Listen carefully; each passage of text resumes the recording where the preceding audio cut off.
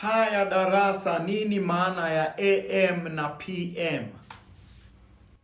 Ndiyo Samson Mlima. AM inamaanisha anti-meridian au after midnight. Hongera, safi sana.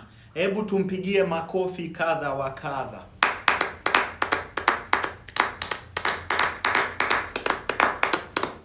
Yamaanisha anti-meridian au after midnight.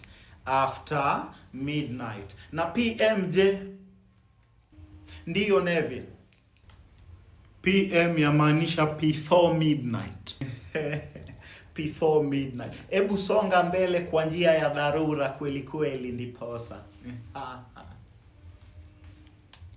Songa mbele kwa njia ya dharura. Wavyele wako wanang'ang'ana kuleta kuni shuleni ndiposa usome, ila wewe unatia burudani tu. Songa mbele kisha ukumbatie ukuta. Kumbatia ukuta kwa njia inayong'aa.